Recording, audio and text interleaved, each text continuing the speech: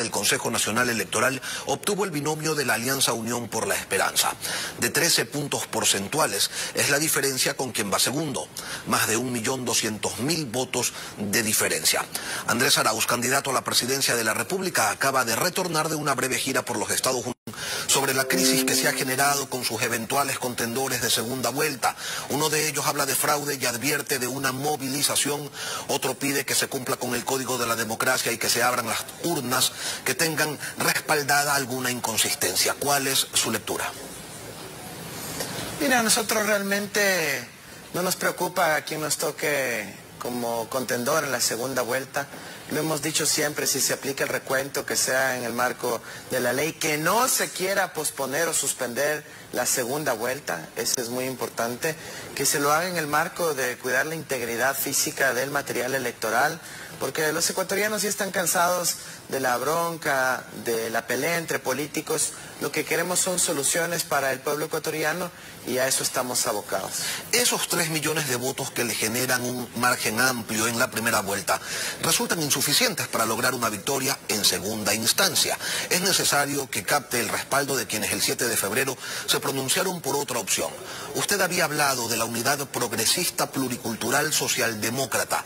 ¿Se ha adelantado algo en ese sentido? Se lo pregunto, economista, porque por ejemplo Javier Herbas ha dicho que no lo va a apoyar y Yacu Pérez está ocupado en otros asuntos. Sí, mira, nosotros estamos haciendo acercamientos ya todo el tiempo con justamente este gran bloque de unidad progresista que va a apuntar al desarrollo del Ecuador, a enfrentar las emergencias que todas las familias están preocupadas. La crisis sanitaria, la falta de acceso a vacunas, un sistema de salud debilitado y por otro lado la crisis económica. A partir de esas urgencias podemos construir puntos en común alrededor de las necesidades de desarrollo del Ecuador.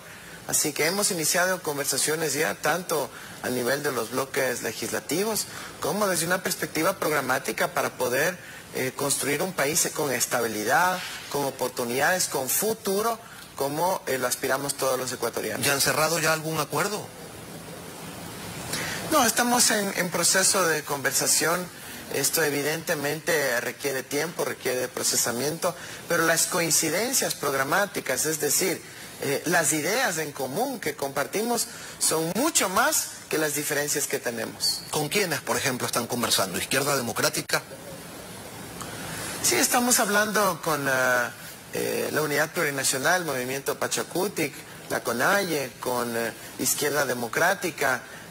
Son distintos actores que están ahí, muchos además con quienes hemos coincidido en el... Así que tenemos grandes oportunidades para lograr un acuerdo. Economista Arauz, se informó que entre las reuniones que usted mantuvo en Estados Unidos hubo una o algunas con inversionistas.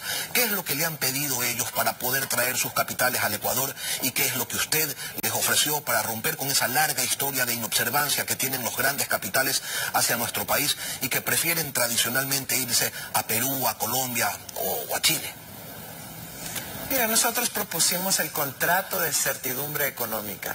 El contrato de certidumbre económica es un instrumento jurídico en donde la empresa se compromete a generar trabajo, a generar valor agregado, a transferir tecnología, a portarse bien en el país en materia tributaria, etcétera, a cambio de que el Estado ecuatoriano le pueda dar incentivos, estabilidad, que no le cambien las normas a cada rato y obviamente también que exista la posibilidad de que si es que hay alguna controversia se la pueda dirimir más adelante en los espacios pertinentes. Y eso le da seguridad, certidumbre a la empresa. En este contrato de certidumbre económica, por ejemplo, establecemos tasas fijas e incluso tarifa fija de electricidad por el periodo largo de tiempo. ¿Esos espacios pertinentes para discernir conflictos contemplan la posibilidad de reactivar tratados bilaterales, los tratados bilaterales de inversión que resuelven controversias en centros de arbitraje fuera del país? Siempre y cuando estén apegados a derechos y obligaciones. Los TBIs viejos de los 90s eran cheques en blanco. Nosotros no queremos cheques en blanco, lo que queremos es contratos con derechos y obligaciones para ambas partes. Y ese tipo de acuerdos sí estaríamos abiertos a conversar, a negociar, a contemplar, siempre y cuando se contemplen derechos y obligaciones y que estén ajustados a metas específicas contemplados en contratos. Esto lo hemos dicho desde aproximadamente el 2013 en varios escritos que tengo al respecto. Según cifras del Banco Central del Ecuador, el año en que mayor inversión extranjera directa se recibió fue el 2007, con 425 millones de dólares. Uno de los aspectos que se ha señalado con frecuencia como obstáculo para que llegue más inversión es el impuesto a la salida de divisas, que se creó en 2007 y era del 0.5%. En 2008 se incrementó al 1%, a fines del 2009 ya era del 2% y desde 2011 es del 5%. Para evitar la salida de dólares de la economía, economista Arauz, ¿usted incrementará el ISD? No, mira, esa no es una prioridad ahora. Nosotros tenemos que preservar los dólares con otros mecanismos, principalmente consumiendo lo nuestro, exportando más, fomentando que el crédito productivo se dedique a actividades productivas en el Ecuador y que no se desvíen recursos para que salgan de nuestro país. Nosotros tenemos muchos retos al respecto y yo creo que todos los ecuatorianos van a estar de acuerdo en que se debe preferir consumir el producto ecuatoriano, orientar los recursos a beneficiar a la familia, al vecino, a la tienda de al lado y no necesariamente a traer de afuera esos productos. Es decir, usted está de acuerdo con imponer algunas restricciones de tipo arancelario, entiendo, a las importaciones. Mira, todo el mundo tiene una política arancelaria activa. Nosotros no podemos omitir ese instrumento de política pública. Tenemos que impulsar el consumo del producto ecuatoriano que ha tenido éxito en el pasado. Y es obvio, Lenín, nosotros producimos frutas, producimos alimentos y no es lógico que tengamos que traerlos de otro país cuando tenemos con suficiencia dentro de nuestro país, por ejemplo. Pierina Correa, la asambleísta más votada, indicaba ayer en este espacio hacia dónde apuntarán las acciones legislativas del bloque de UNES. Lo invito a escucharla.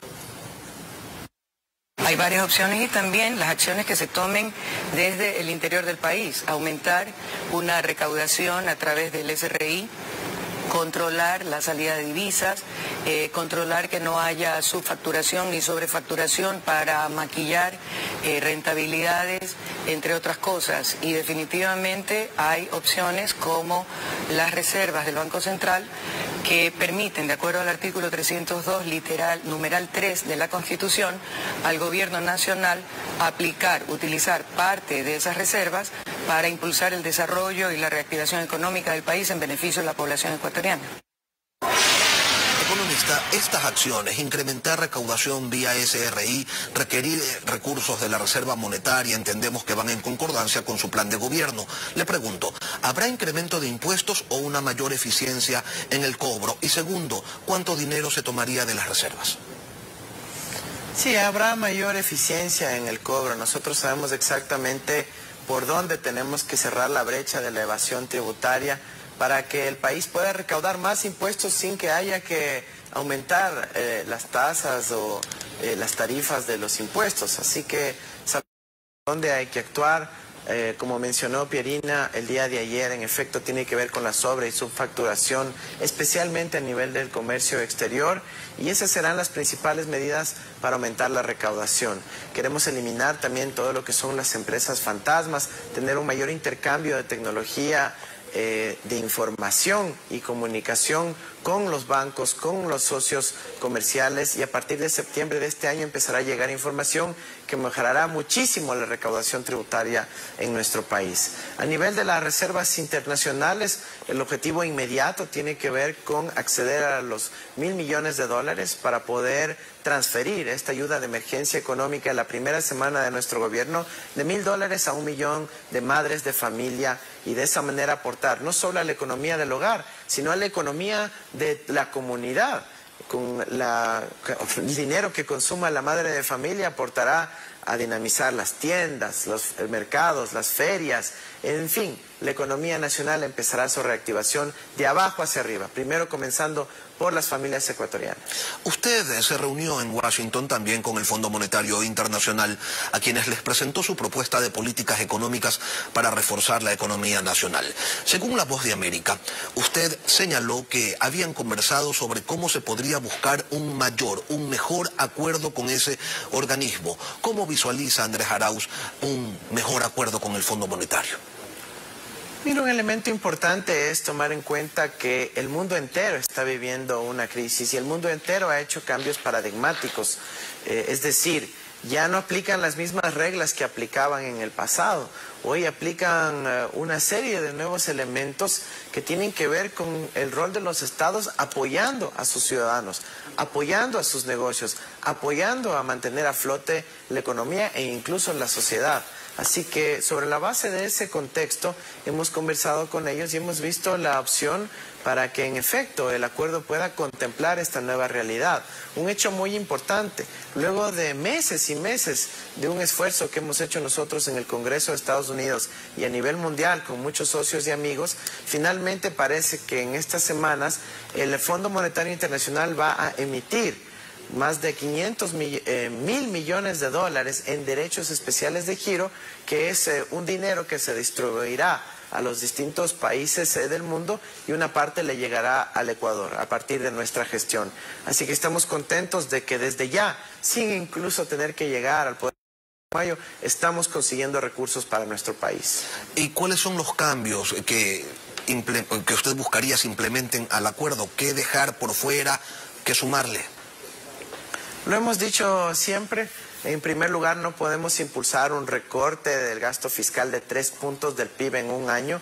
Eso creo que ha sido obvio que no se puede implementar. Y el Fondo Monetario Internacional al respecto de eso obviamente también tiene la apertura del caso. También hemos dicho que tiene que aplicarse la Constitución del Ecuador como el marco legal correspondiente para este acuerdo, y también hemos mostrado nuestra preocupación permanente sobre la salida de dólares que existe del país y que debe preservarse en el país para que la dolarización se fortalezca. Eso, ok, y implementar, algún nuevo texto o alguna nueva condición, propuestas de Andrés Arauz en caso de llegar a la presidencia, a ese acuerdo en particular.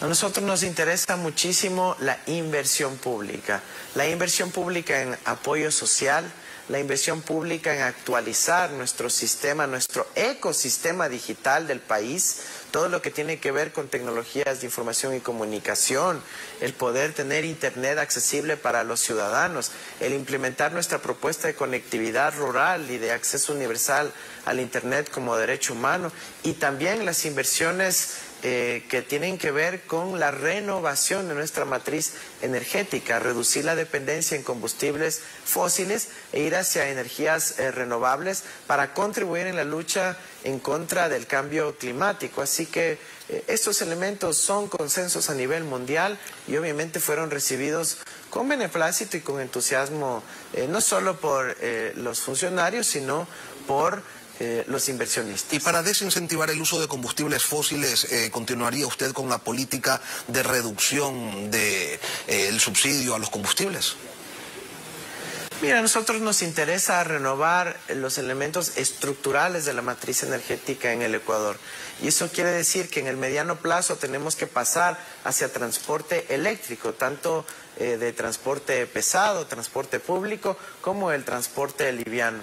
También nos interesa renovar el uso del gas doméstico en los hogares, pasar hacia las cocinas de inducción, retomar un proyecto que sí tenía alcances positivos para el país y para la mayoría, pero que no se logró concretar. También aspiramos a que, por ejemplo, todo el sector camaronero y muchas de las industrias del Ecuador que actualmente utilizan combustibles fósiles usen energía eléctrica, ya que es más barata, es disponible en nuestro país y aprovecha la fuerza de nuestras cascadas y no un contaminante que llega desde el exterior. Sí, economista, pero ¿qué pasaría con la eliminación que está desarrollándose del subsidio al diésel, a la gasolina eco y extra?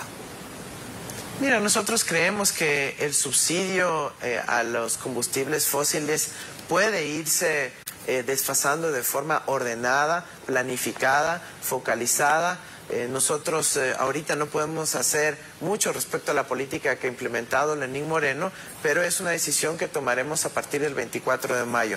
En principio yo creo que revertir hacia volver a un subsidio que teníamos hace 2 o 3 años ya no es viable, dado que el precio de los combustibles ya se ha ajustado dentro del marco de los precios relativos de la economía nacional. Una última cosa, economista Arauz, y le ruego ser breve en función del tiempo. En esta segunda vuelta, ¿usted solo va a participar del debate oficial que debe organizar el CNE o si estará dispuesto a debatir sus propuestas con quien sea que fuere su contendor en otros espacios?